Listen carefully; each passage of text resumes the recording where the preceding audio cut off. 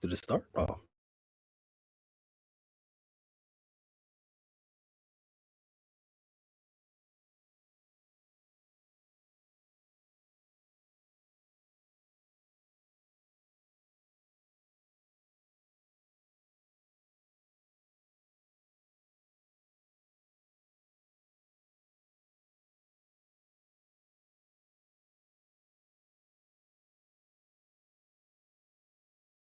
We'll do it live. Fuck it.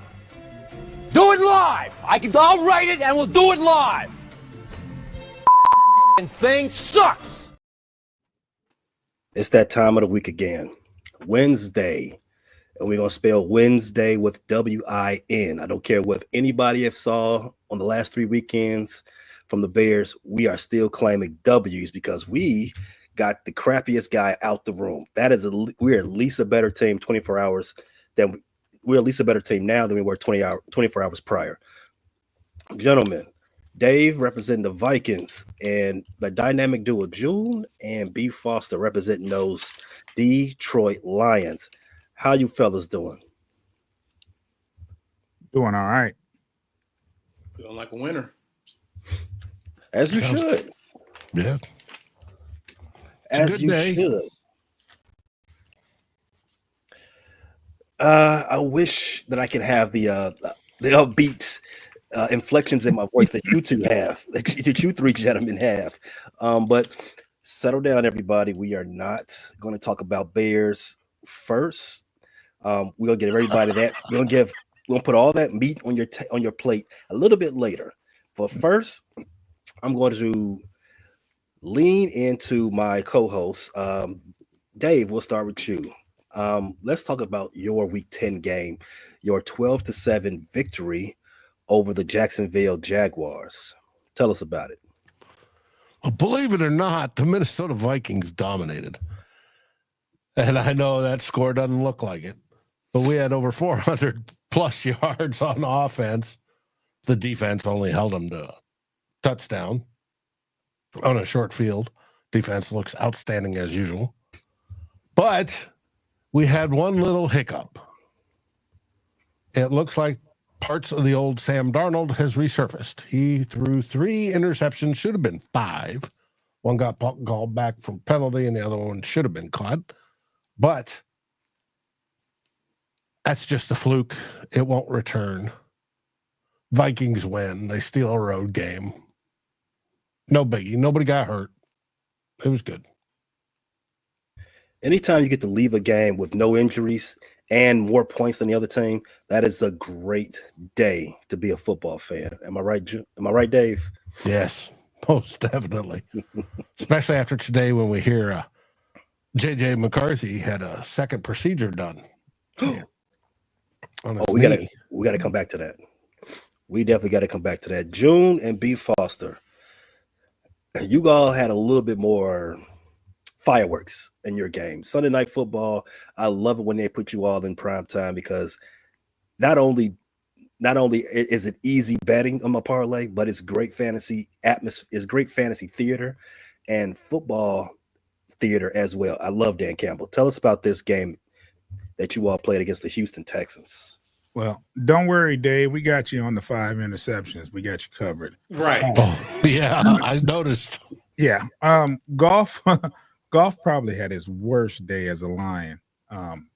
Statistically and just overall play looks like 5 interceptions. I don't care what you say about a Hail Mary, that counts. That's in the stat sheet.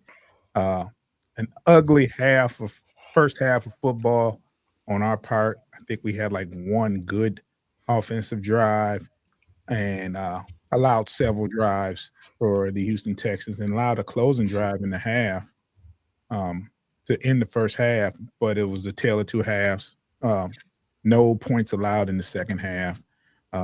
We engineered 19 points to two very long, narrow field goals, one to tie and one to win.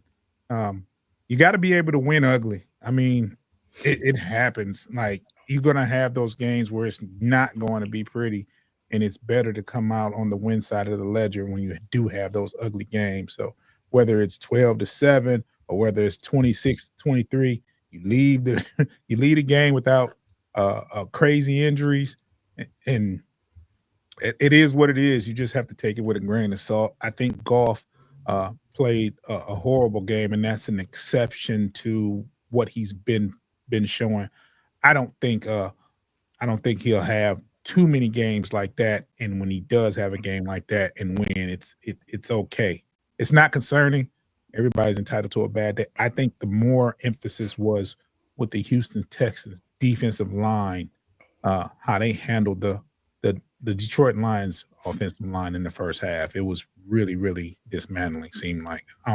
Sorry, Foster, you want to chime in? No, you good. Yeah, we definitely had some protection concerns, which we had going into the game. And that secondary, we talked about the two rookie defensive backs. They accounted for 3 of the 5 interceptions on their own. So yeah, we didn't protect the ball very well, but we did enough to ultimately get the job done. We were able to shut down Joe Mixon. Our corners finally were able to record interception. Carlton Davis had an exceptional game tackling, and he had 2 interceptions as well. And yeah, we had a rough start to the first half, but we were able to get the job done. And the hero of the game ended up being Jake Bates, who had a couple very massive kicks, and that's a rookie right there. So very, very exciting ball game, and we were luckily able to steal another win on the road against another playoff team. Are you sure about that, Foster? It was very exciting. I mean, did you witness it? I mean, I'm sure June would like to let everybody know I was nursing a sickness, which y'all know that from Wednesday. But yeah, I stayed up for about a half of the game and passed out and woke up at 1:00 and had text messages and notifications and. Okay, Yeah. He wasn't there when I needed him. It was a bad first half, 23-7. Foster was not answering the phone. I figured he said, "Forget it, I'm done with this game." That's what June might have did. But I almost did it last night with the Pistons. But yes, I thought Foster checked out, and this, that, and other, and I was texting him all night every time there was a play in the second half, and I didn't get any answers. So I just thought I'd throw that out there. I feel better now, though. I know you guys were worried. I know June was worried. You're all right. You're all right. Well, we're glad to hear that you've overcome this football ignoring sickness, B. Foster. Were you hospitalized? No, not at all. Not at all. Needed some rest, man. Ah, is that what they call it? Speaking of kickers, and young Master Bates did well, and that was exciting. Whoa. We had Parker Romo, who replaced Will Reichert because Will Reichert got put on IR. And he made all 4 of his kicks, which surprised the heck out of us because we don't expect him to. And he got a game ball for it, so it was cool. Did we have Parker Romo? Briefly, yes, you did. I was gonna say, I swear we did. Yeah. Okay. Mm-hmm. But this was his first NFL regular season start, and he had a successful one. Congrats to the young man. Yep. All right. Those of you all who like soap operas and are messy, not necessarily traditional football fans, this is the game for you. The Bears dropped their third in a row. Avert your eyes. The Bears dropped their 3rd in a row. This time lose to the 2-win Patriots, 19-3. I think they're still trying to get their get back from 1985. That's how it felt watching that game. That's probably the worst football game I've ever seen, ever. Well, No, I've seen some Packer games, so it can't be the worst. It's the worst Bears games that I've ever seen. I remember as a shorty, I went with my late uncle, rest in peace, to a Sunday night football game at Soldier Field. They were playing the Packers. It was cold. I was freezing, and I don't know why the Bears must have been cold too because they didn't show up that game, and I just held that memory up until Sunday. Like that was the worst game I've ever seen the Bears perform because they didn't perform. I'm sitting out there in 21-degree weather for nothing. I was at home watching this game, and I could have done something better with my time. I could have did some yard work. I could have responded to some texts. I could have caught up on Netflix. Anything was better than watching that game. The Bears had an abysmal, anemic offensive performance again, and it led to some heads rolling. The Patriots played in man coverage 47% of the game, and they blitzed 47% of the second half.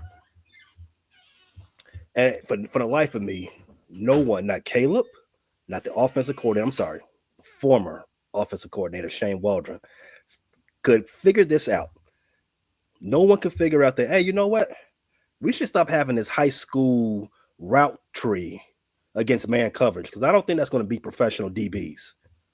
Yeah, you can't just do a simple hitch route against man coverage because who is that beating? You're definitely not Christian Gonzalez. Stuff like that led to the biggest news in Chicago since Michael Jordan faxed "I'm back." Tuesday, the Bears fired Shane Waldron, and it is one. I couldn't wait for that news they drop. Two, it's a sad state of affairs at Hallis Hall that we have to fire an offensive coordinator 9 weeks into the season. This is the second season in a row we're letting go our top assistants mid-season. If you remember last year, we had to fire the defensive coordinator mid-season. We had to fire the running backs coach mid-season for reasons still unknown. Probably being inappropriate play calling. That's what I think. But this year, we had to fire the offensive coordinator 9 weeks into the job. Wasn't he the one that had his office searched by federal investigators? Well, that was last year, but I don't think anything's come from that. Okay. Still, yeah. So like I said, we still don't know what was going on. But it makes me, when they fired the coach, it reminded me of something that I saw in the offseason that I probably should have given more credence to. Take a look. Bears fans are super interested about the offensive coordinator coming in, Shane Waldron. What can you tell them about who they just hired to try to get this offense where it needs to go?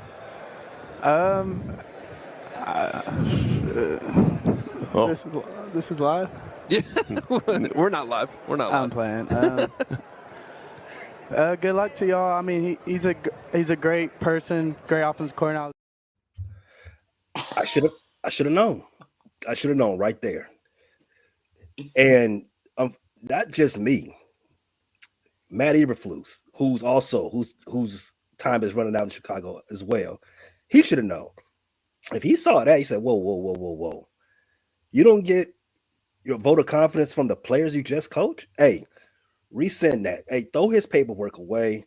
We got to find somebody else.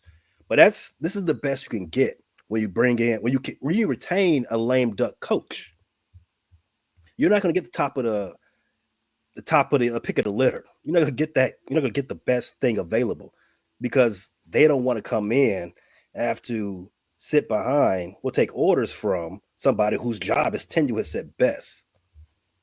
We do things all wrong in Chicago. Everything from trying to get a stadium built to electing the right people, winning damn games. Y'all saw the White Sox over the summer. They don't know what they're doing. So that was Tuesday. Going into today, Wednesday, the Bears finally cut Nate Davis, which that experiment I think that was the only, no, that's not the only. That was the only free agency acquisition, big name acquisition on the offensive line from Ryan Poles, who's another guy whose job is hanging on by a thread. He signed Nate Davis to a 3-year, $30 million deal, and he was cut today. If you watch, listen to our shows, and we're available everywhere you get podcasts, Apple Podcasts, Spotify, YouTube, Music, iHeartRadio, and others. If you listen to our shows over the summer, I was saying it repeatedly every episode. Why is Nate Davis still out on this team? Why has he not been cut yet? We gave him most of the money. Get him out of here. He don't practice. He's always hurt. And when he does play, he's a turnstile. Bears finally decided, okay, week 10's we've seen enough. Week 10, huh? Week 10 after Caleb Williams, the franchise quarterback, the guy you've invested so much into, after he's hit the pavement. We call it pavement in Chicago because Soldier Field grass is not soft. After he's hit the pavement 18 times since the bye week, you say, okay, we got to get rid of some of these bums. Huh. A little reactionary for my taste, but okay, sooner rather than later. Fellas, do you all have any observations or takes that are coming from out of the Windy City? The play calling was horrible. Calling hitches that are 3 yards shy of the first down is bad. Absolutely bad when they're covered. All the sacks taken are bad. Very bad. Not developing your young stud quarterback. Bad. I agree. Obviously, the lack of upward thinking after we left the bye week, there is a mystery in Chicago. Like, what happened? We had some dynamic play calls going into the bye week. We was on that 3-game winning streak. We had pre-snap movement. We had excellent route combinations. All of that has disappeared. We don't have anything going on pre-snap. We're just going out there. Hey, running out against 3 guys. I'll show you one of these. As I was watching all 22, I took a couple of screenshots of stuff I was seeing. And just look at some of this stuff. There's no one open. There's no one even designed to be open on these plays. Shane Waldron I have to say, he was in over his head. I don't know what happened between week 5 and week 7 that had the Bears disappear. To which Matt Eberflus had to say, yeah, we're evaluating everything. And there's also a report that there are some veterans in the room that want a Caleb bench. So everything in that locker room is going haywire right now.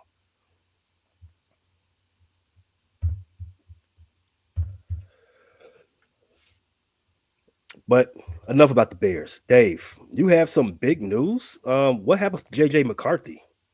Well, Kevin Seifert originally reported today that he had a second surgery on his knee. Well, that was actually wrong. He did not have a second surgery. He had an injection of, quote, biologics. Most likely it's PRP, which is plasma something or other. I could look it up real quick. But it's here we go, platelet-rich plasma, and it's designed to help healing. There was a little swelling on the knee because of his recuperation. They took care of it. Everything's on schedule. Everything's going to be just fine. But it had Vikings fans with their typical "we can't have nice things" posts out and about today. But it's going to be just fine. So you're not saying this is anything dire, anything that's going to set his recovery back? Okay. Nope. All right. He's going to be ready for training camp. All right. Excellent. OTAs. I cannot wait to do these shows when there's a QB controversy to talk about. But all right. Is there any news percolating this week out of Detroit? Oh, come on, guys. None of note. As you noticed, Sunday, Zadarius Smith didn't play, but he will be. That's the biggest news, that he'll be on the field this Sunday. It's been a couple of minor roster moves, but nothing that moves the needle at all. Just I think Terry Arnold had a small injury, but nothing major coming out of Detroit right now. Awesome. I did notice that Jameson Williams, he returned from his suspension. His suspension of nasty work. Happy that he's back. Happy What's he's the back. over under until he's suspended again? Oh, that's a good question, Dave, because he's got 2 in his jacket already. Hey, I don't blame you for the last one, though. Do what you got to do, partner. He's the boy 22, man. Hey, you got it. I don't know, man. I'm not gonna talk about it. But do what you gotta do, though. Well, all right, we're gonna segue to week 11. We'll take a quick break. If everybody's watching live, stay right where you're at. Stay tuned. On the audio side, check out our advertisers. They show us love, show them some love. We'll be right back.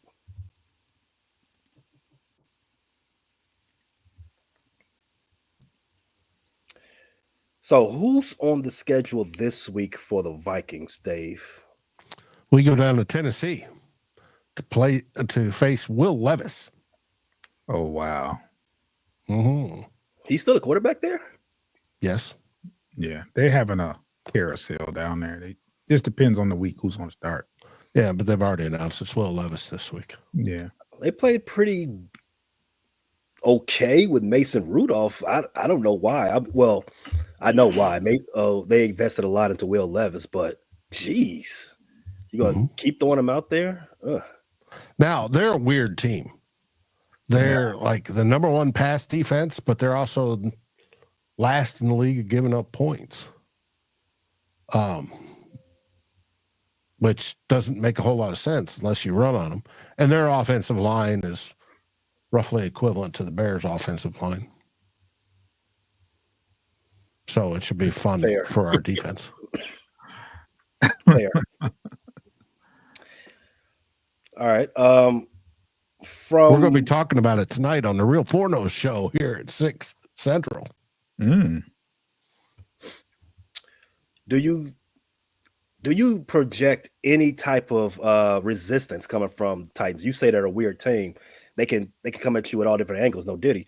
But what kind of game are you expecting to see? Comeback game for Sam Darnold. I expect the Vikings to get right after last week. After what the production was there, it's just turning into points. But it's going to be a challenge. Their defense is decent. It's their offense that just can't figure anything out. Yeah. But it's going to be. I don't think it's going to be a blowout by any means. But I think we're going to score 3 touchdowns and win easily enough. We should. So Sam Darnold is the new Sam Darnold is going to make a return against the Titans front 7. Okay, that's what I'm saying. Excellent. The first 5 weeks, Sam Darnold, not the last few weeks, Sam Darnold. I love to hear it. I love to hear it when you're not playing my team. Wait till next Wednesday. We'll be talking about that. We'll be coming off a win, so we'll be good. Dave, I'm not Dave, but my Detroit brothers. What do you guys got on the schedule for this week? We have Jacksonville, the Jags. Oh, who we played. Mm-hmm. You guys both have faced those teams, right? Mm-hmm. And both won. Gave us a severe whipping. Did they? I thought you beat them. We did. They did. It was bad. It got ugly for Jacksonville. And they hometown, London. That's right. Tell us about it, Joe. What's going to happen this Sunday? Lions versus Jaguars. Well, of course. I mean, it's the Jags. I expect to win. They do have some integral pieces on offense. Joey Lawrence. I mean, I don't think he's playing. I think he's done for the season, maybe. Yeah, Matt Jones. Yeah, that even makes it bad. I take that back. It's Matt Jones. I just expect to win. I don't expect it to be for some odd reason. I don't think blowout. But if you look at the way they've been playing, maybe I should expect it. Hopefully, Golf has a bounce back game and returns to form. That's what I'm expecting to see. And the young corners, the young corner Terrion Arnold gets some decent reps this week because he's still learning and figuring his way out. Still a little handsy. Still gets a penalty every game. And I'm willing. I want to see what Carlton Davis does. He had a breakout game last game. As Foster mentioned, not only did he have 2 interceptions, but he was very good in run support, and he was doing what we needed him to do as a number 1 corner. So it's going to be really interesting to see. After you have a game like that, you worry about a letdown game. So especially being from Michigan and watching the Lions, they have that game every now and then where they drop a dud and they lose to someone they ain't supposed to lose to. So we're on the lookout for that. Where's this game being played? Is it here, Foster? I believe it's in Jacksonville. I should know that. The Jaguars, they had an opportunity to win that game last week against the Vikings. It was just for, what's his name? Trevon Walker. He doesn't have the clutch gene. He did something dumb right when they was trying to get the ball back. And what was it? A penalty. He had a unsportsmanlike conduct penalty, which gave the Vikings another set of downs and effectively ended the game for them. If I was to ask you all, would it be another close game with the Lions? Is it yes or no? No. Well, first and foremost, I gotta shout out the Jags because they did pass up on Aiden Hutchinson so that they could have Trayvon Walker. So that is one thing that we will always appreciate them for.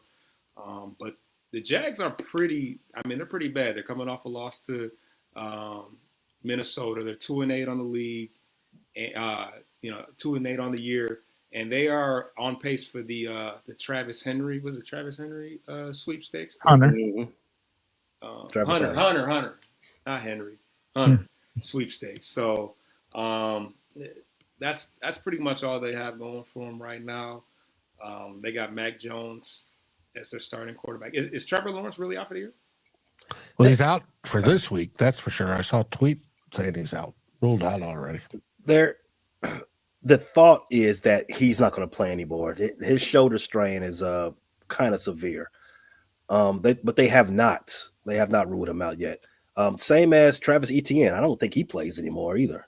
He played last. He played this weekend. He did. Yeah, I missed it. I just thought it was Bixby from this point on. He's not having a great year. I mean, the one bright spot they have right now is Brian Thomas, who's having a pretty good year. That's the one guy that I got circled that we need to contain. He's got 5 touchdowns already this year. So, other than that, they're not hitting on much. Their defense is dead last in the league. But they do have 2 solid edge rushers, Trayvon Walker and as well as Josh Haynes Allen, who's got 5 sacks. Walker's got 7.5. So obviously we have had some issues protecting the edge. I'm not sure whether or not Taylor Decker is ready to return, but yeah, that's one thing that we do need to be cautious about. But outside of that, they don't have a whole lot going on.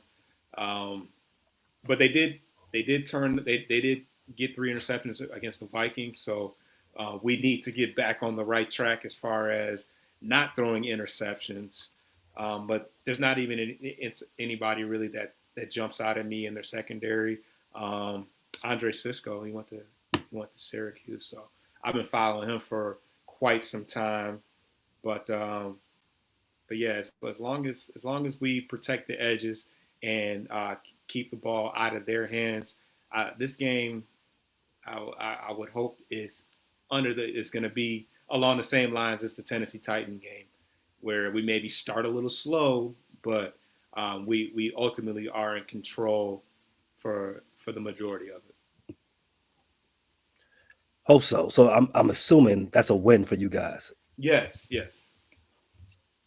Now, if you follow, well, I should say that the Jags used a different script against us last week.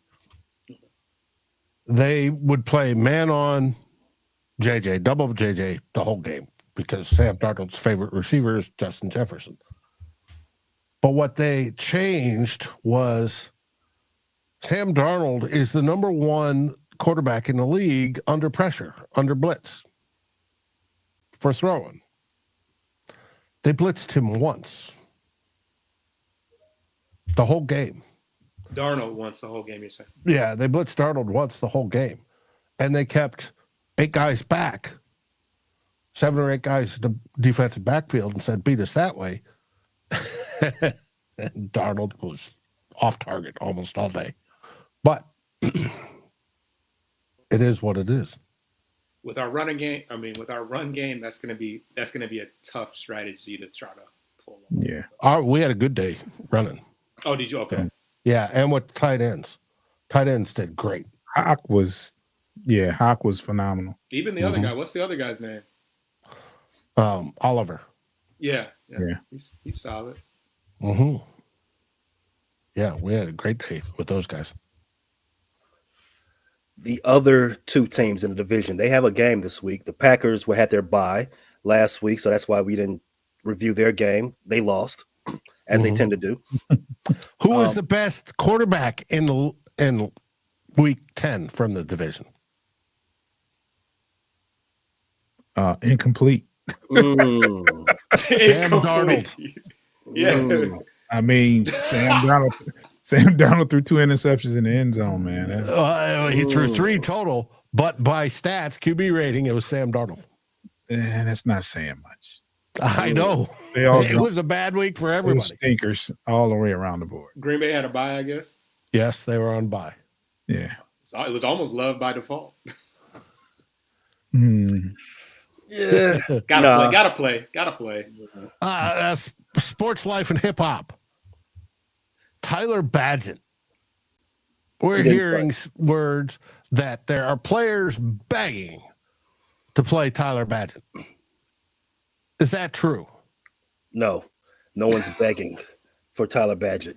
Wow. They asked nicely. Probably. There was a report. It hasn't been expounded on yet that there were some players in the locker room asking for the Caleb to get benched, which would put Tyler Badgett into the game. There's a lot of fans that want Tyler Badgett as well. I don't give those fans a lot of airspace because I don't think they're too bright. But in any case, I already saw a tweet today. They said the savior is starting against the Packers this week, and it's not the bagman. Of course. So the Bears, they chose the worst time to have this influx week leading up to the Packers game. And I'm going to say it. Uh-oh. You sometimes see the players respond when there's a new voice in the room. You see it a lot in the NFL. I do think, even though the Carolina Panthers, their former offensive coordinator, he's now the interim offensive coordinator for the Chicago Bears. He does come from the McVay tree. He's got a decent resume. What he had in Carolina last year was not a professional offense. This year, you could probably say the same thing about Chicago Bears at some points, that they don't have a professional offense. They certainly don't play like it. But I have to believe that the Bears are going to come out and show their grit and show their might, and you're going to have a surprise. Wait, hold on. Whoa. I knew he wasn't going to let them get that past customs. Wait. I'm saying it, Joe. Pick another word. Don't use the grit word. Okay, all right, my bad. I won't use Some grit. type of That's, bear. Use some that's type of bear verbiage. Bear down or something, man. okay. Get off the grits. All right, they're gonna Get off the grits. Oatmeal or something. No grit. the Bears are going to put on their tie Your and then porridge. go over there and snatch the picnic basket from the Packers. They're going to surprise everybody. They're gonna pull out a close win, and I'm standing on that. I was waiting on you all to disagree, but The Bears. Wow. Hey, I'm standing on it. So you're predicting a Bears victory over the Packers this week. I am. I in would. Chicago. There you go. I like that. I am. That's right, Pay. Damn it. Damn it. Hey, there's one thing we all agree on, and that's FTP. Listen, this week has me thinking about a certain quote from Mark Twain. It's better to be an optimist that's occasionally wrong than a pessimist who is always right. I can sit here and tell you, that the Bears have no shot in this game. Mm-hmm. But why would I ever think? Why would I let my mind take me to that dark space? The crazy things happen on Sunday. The Packers have not shown you that they're unbeatable. Jordan Love hasn't shown you that he's name what, Brett Favre or anybody like that, or Aaron Rodgers. He's okay. He's a professional quarterback there, Pay. That's the best thing you could say. I forgot about that almost. Oh, I will never let you guys forget that. I would rather go down fighting and standing with my boys 10 toes down than allow myself to even utter the words Packers. I'm not even gonna say it. I got my Bears taking care of business. Their offense has a spark for at least 1 week. They win 24-23. Ooh. Spicy. Yeah. There was a somebody said on here, and one of the comments said he had 150 on his Packers. Was it Steven Super Esteban? I can't say it again, whoever it is. And there it is. Gucci Finesse. Gucci finesse. Gucci. I like the name though. I like the name. Yeah. Got paper. We have two confident people in the room here. Shout out to my boys, Super Esteban Thigpen, Packer fan, big Packer fan. You all remember his homie that coined the phrase professional quarterback. Professional quarterback. Oh, that's his That's boy his there. man. That's his boy. Okay. That's his boy. Salute. Big time Packer fan. They not He like lo- their prediction. He loves to remind me that the Packers own the Bears. It ends Sunday. Uh-oh. We taking it back. we taking it back. Don't even watch the game, bro. I'm letting you know what's gonna happen first. Find something better to do with your time, because the Packers need to find somebody else better to play with. It ain't the Bears. Whoa, spicy. It was something safe. Was there some kind of acquisition that we don't know about or something? You talking really spicy there, Pay. Getting rid of Shane Waldron is an acquisition. Oh, Addition by subtraction. There you go. Okay. A little bit of that hood. Please excuse my dear Aunt Sally for that ass. That's what I'm talking about. Now, unfortunately, we can't watch because we would be watching our own games. All 3 games are on at the noon Central hour. Okay. I got a couple of comments that I would like to highlight. Gucci Finesse, he says the only way the Bears win is like week 1. The defense have to score TD. Yes, the defense does need to help the offense out a little bit. I agree. Let's get a turnover for a score. Jordan Love did it the last time you saw him. Why not do it again? Yeah, Mhm. he's been known to make that happen. So, Oh wow. Yeah, he's been known to have good games and bad games. There's one comment. I'd like you to pin that and speak on that. The Caleb comment. Oh, from Smog F87. Oh yeah. Oh, all right. What coach talking about? Smog F87. Caleb is a bust. Should have stuck with Fields. Only thing Caleb is winning is a crown for drama queen. One, coach. You can't. Caleb identifies as a man, so you don't call him a queen. That's the first thing. That's the first thing. Unless you want to break some news, Foster. Unless you want to. Foster won't be breaking the news. All right, then. So we're going to go with what we know. Second thing, Justin Fields was 10-28 with Eberflus. On what earth do you have to be on to say, let's run that back again? That makes total sense. Let's do that again because this don't need to be broken up. 10-28, we're going in the right direction. No, it's the NFL. You're constantly moving. What is Williams with Eberflus? 4-6 on pace no, to what?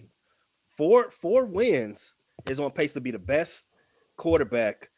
Have a better season than Justin Fields had in 3 seasons. Still on pace, even with these last 3 losses. But you guys got a hard schedule. You got to admit it. That's fine. That's fine. We knew what the schedule was months ago. We still got to show up and play ball. We got to put our pads on just like somebody else. We just got to go out there and pop them. Hey yo, let's get spicy. Sports Life and Hip Hop, my boys. You all did a show with them the other week. Okay. Wow. They didn't want to flex Bears and Packers? Of course they don't. Why would they do that? I wouldn't even advise that. Don't let me wait all Sunday just for that. Where's the game? Anthony Caponelli says NFL's dirtiest team is the team from Wisconsin. That's correct. Wow. They've been dirty for 30 years. Dirty 30. Where's this week's game? Is it in Green Bay or Chicago? Chicago. It's in Chicago, right? Okay. 30 years. And they've been dirty ever since they traded for that quarterback from Atlanta. And, if you all been keeping up with the news, it's a felon. Wow. Dirty. We are digging up the dirt today. Wranglers. Men don't paint their nails. Want to rethink that comment, Pay? Now, this I agree with. Tim, I actually agree with this, but I'm sorry, Pay. No, I don't want to rethink that because men didn't paint their nails until recently. So now men do it. A whole bunch of you walk into any Starbucks. We are not about to sit here and normalize. I think half the NBA does. I ain't gonna lie. Yeah. We're not going to do that. You don't have to normalize it. You don't do it. I just say, hey, I see a bunch of people doing it. Not me, but hey, do your thing, Playboy. I'm not mad at you. I got enough bills. I don't need to add another one. Going to Sephora. What color is lighting me up today? That ain't for me. Wow. This has gone off the rails. To each his own. Right.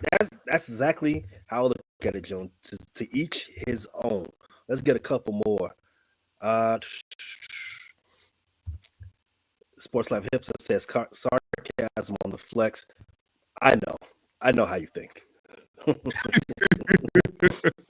Anthony says guitar players paint their nails to harden them. Yes, I've heard of that. Clear code. Guitar players football. It's kind of different. Hey. What's my man name that played with No Diddy? Played with Bruce Springsteen. What was the guitar name? Steven I'm blanking. I know what you're talking about. Say he's not tough. That guy. I mean, I wouldn't want him to be my quarterback though. He might be an upgrade in some cases for some teams. All right. I want the face of the team, not the manicure of the team. Van Zandt. There you go. Thank you, Anthony. Van Zandt. Campo's always been a guiding light for me. Shout out to Campo. All right. And last comment, Tim Lyons. co-host of the Running Through the Jungle podcast. Pay is getting his done this week. I'm just Mike in solidarity. I want to see it. Let me know when you Solidarity? broadcast This is it. where it starts. It's where it starts. Well, the offensive line should do something in solidarity. That's Block. There's an idea. I'm not blaming it all on Caleb. That line has been Trash. bad to him. We didn't come into the season with a good offensive line. We played above our head last year, and a lot of that got masked because Justin Fields was taking off in the pocket a lot. You can't get sacked if you're a running back, right? So, but if you recall, one of the issues with Justin Fields is that he took sacks at inopportune times. Yes, ask for permission first. Same thing with Caleb. Caleb, he does hold on to the ball too much because he doesn't want to throw the ball to his preferred receiver. I saw that some in the last 3 weeks. But majority of the issue, at least 60-70% of the issue, is the offensive line.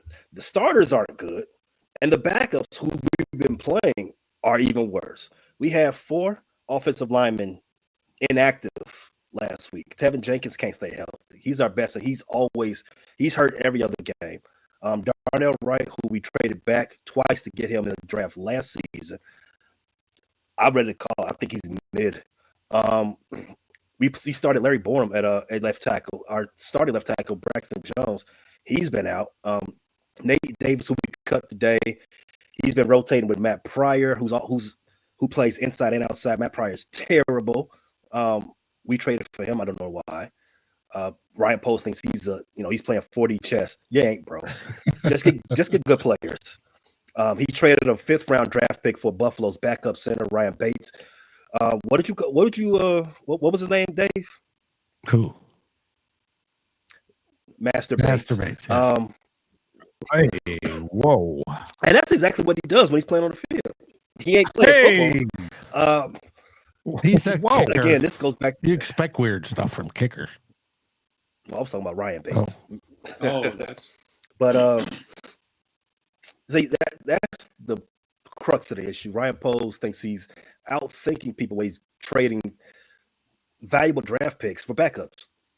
How about you just get good top of the line players? You got all the capital in the world. Chicago Bears are ringing the phone. Make that noise. Make that mean something.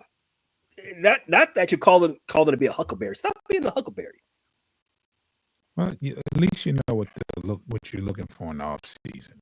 Oh, I'm looking for a new general manager, a new coach, better players, better fat boys, and possibly some news about a new stadium. But, gentlemen, this has been a great show. Everybody, if you haven't done so, check the details of the show, whether you're watching on YouTube, Facebook, wherever the case may be. The details of all these great guys, their shows are in the comments, but I'll let you shout yourselves out still. Dave, where can everybody find you in particular and see that Real Forno show later where you're going to preview the Week 11 game? Yes. Vikings First and Skull is our channel. It's both on YouTube, podcast. It's written form over you can type in vikingsfirstskull.com and it'll drive you to FFSN, our Fans First Sports Network partners, the ones that we host our podcasts on, and you can find us on Facebook as well, and across Twitter and everywhere else. And yes, tonight is Tyler Fornes, the Real Forno Show, and we will be previewing the trip down to Nashville, Tennessee to play the Titans. Can't wait. Tyler Forner's show is a very good show. My second favorite show on the Vikings versus Skull. Guess the first. Detroit bloggers. No. It's a good guess.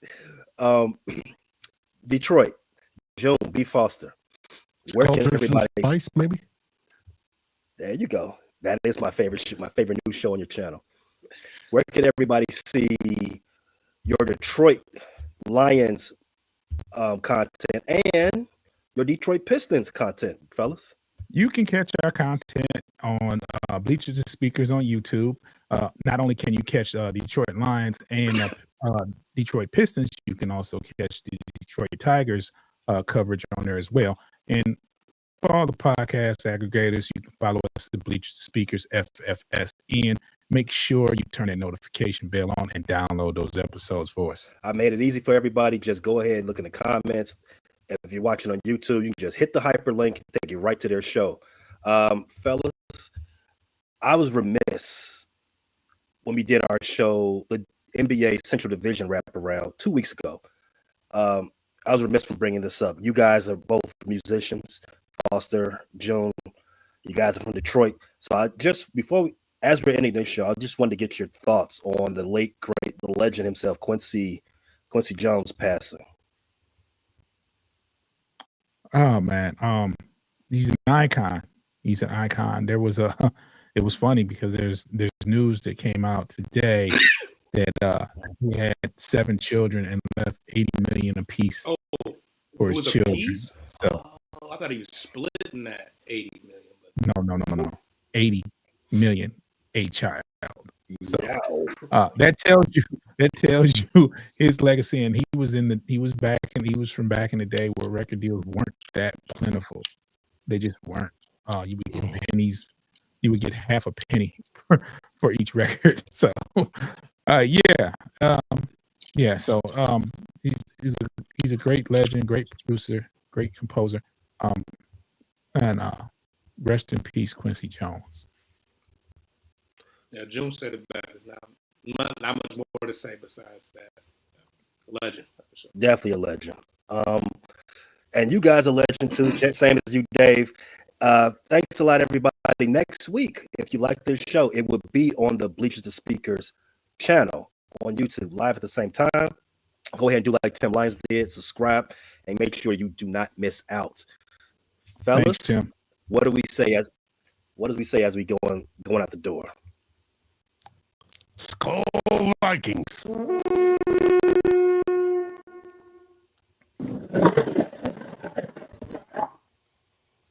The Bears. Wow. See you all next week. Thanks for listening to this latest edition from the Frustrated Chicago Sports Fan channel. Whether you listen to this on Apple Podcasts or Spotify or watching on YouTube, make sure you like, subscribe, share with a friend, and hit the notification bell so you never miss a drop. And all my homies from Chicago, we say 3 things: bear down, go